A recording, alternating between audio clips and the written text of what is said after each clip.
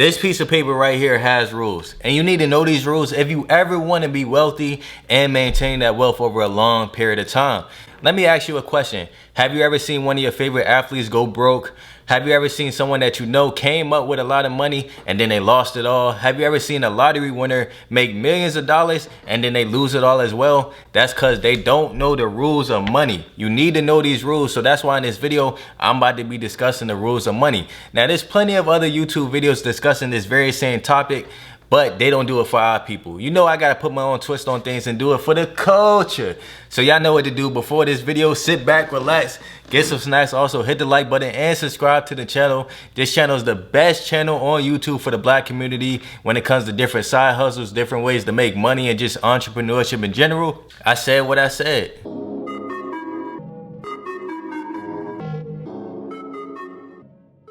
So the first rule of money that I want to discuss in this video is education over materials. Now, I ain't gonna lie to you, I got a bunch of shoes. I got the breads right here. I got a bunch of more shoes in the back. But listen, I got more books in my house than I do shoes. I'm not gonna lie to you. And I know for a lot of people in our community, it's the complete opposite, right? You got 30 pairs of shoes, but not one book in your house, right? Now, the reason why I do this, the reason why I have more books than I do shoes is because the knowledge I gain from books, right? I could use that knowledge, create more money, and then go buy whatever materialistic things I want. But let's say I'm just spending all my money on shoes. Once that money runs up, that's it. I'm gonna be in the same position in life. But let's say I took the $200 that I spent on these shoes and I bought a $200 course teaching me how to invest in stocks or something like that. The $200 that I spent on that course is priceless because I'ma always have that knowledge for the rest of my life. And that $200 will turn into thousands of dollars over time because I have the knowledge, right? So then I could go make some plays in the stock market, and then whatever money I make from the stock market, then I could go buy some shoes. I could buy 5 pairs of these if I wanted to. So that's why I had to start off this video with this rule right here: education over materialistic things, because I see this a lot with our community. Like, we buy the latest designer, we buy the latest Jordans, we buy everything. We always like to look fly, and I'm not knocking nobody because as you can see, I got a couple pairs of shoes myself and I like to look fly myself. But we don't spend any money on our education or upgrading our mind. So just think about that. Next time you're about to go spend like $600 on Gucci, think about what books you can buy or what program you can buy or some ways that you can make some money to make 3-4 times that, and then you could go buy the Gucci shoes. So the second rule that I want to discuss is invest more than you save. Now, growing up, I was always taught, save your money, Drill, save your money. But no one ever told me to invest my money. Like, what? What is that? Investing? Nah, they always taught me to save my money. No one ever speaks about investing or anything like that. Listen, you want to be investing more than you save. Now, of course, we got the shoebox full of money or money under our mattress or in a safe. Like, you're not black if you don't have some cash on you. Like, you just not black. I'm gonna have to pull your black card on that one. But invest more than you save. Now, what I mean by this is invest in a business. You want to be investing more in your business than you want to be saving your money. Invest in some stocks, invest in real estate, invest in your knowledge. Because when you saving money, you losing money due to inflation and everything like that. Like money, another thing about money is money likes to move, right? Now, this is not one of the rules, but this is a rule about money. You know, money likes to move around. You got to be making your money work for you. Money is a better employee than you anyway because money doesn't sleep, money doesn't get tired or anything like that. Money likes to move, so you got to make your money work for you. The next rule is that time does not equal money. Now, growing up, we was always taught that time does equal money due to jobs and everything like that. Let's say you make $10 an hour and you go to work for 7 hours, that's $70 a day, right? Time does not equal money. You want to start looking at it like this: you get paid off the value you provide, not the amount of time that goes into it. So let's say you crack your phone, right? And you and your friends don't know how to repair your phone, so you got to go to a mall, right? You find someone to do it, you give the guy the phone, and he takes 30 minutes to fix your phone and he charges you $100. And you're like, damn, I gotta spend $100 and he only spent 30 minutes on it. But it's not about how long you spend on something, it's about the value you provide.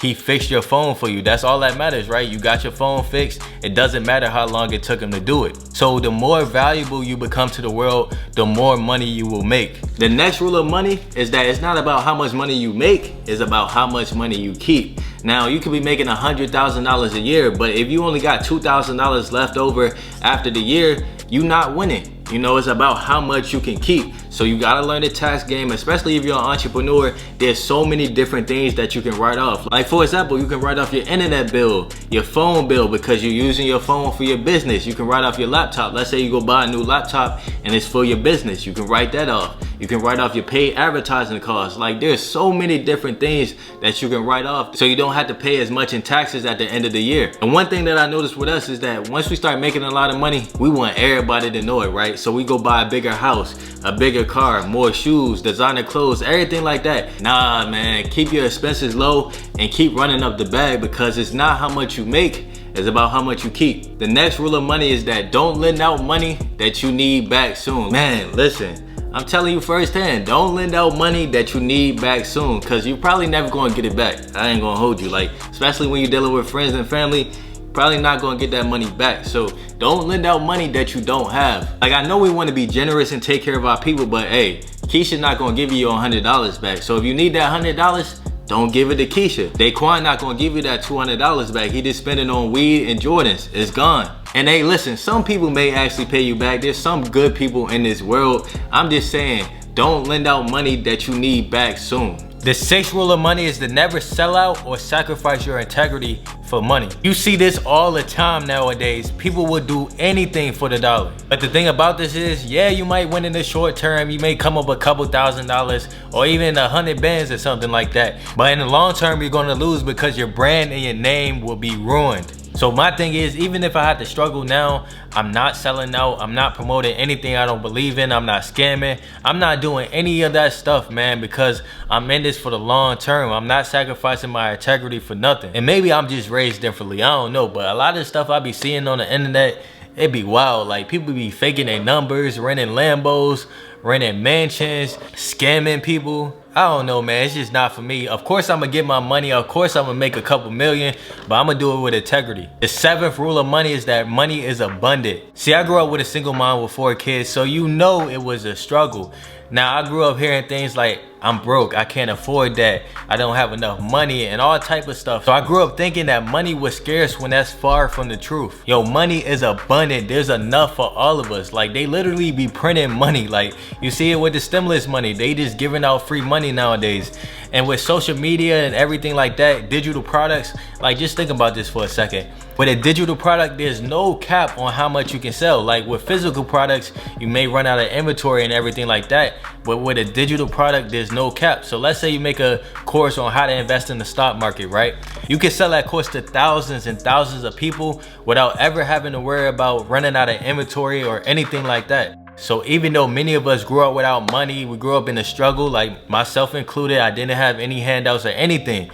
We gotta change the way we see money, because there really is no shortage of money. Like, if you do the right things, if you change your mindset, it's yours for the taking. The eighth rule of money is that scared money don't make no money. For real though, scared money don't make no money. You gotta stop being so scary. Like, I had to tell my mom this the other day. You gotta stop being so scary. You gotta start taking risks, because you gotta understand, right?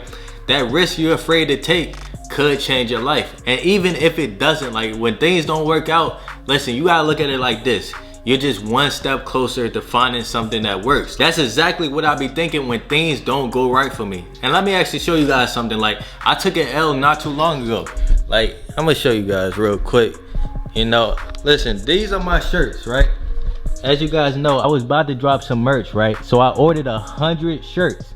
Now the thing about these shirts is every single one of them is messed up. As you can see right here, I'm gonna actually show you guys another one real quick. This one right here, he messed up the tags on it. He messed up the printing on it and everything. Like, let's look at the white one real quick. I ordered 50 white and 50 black.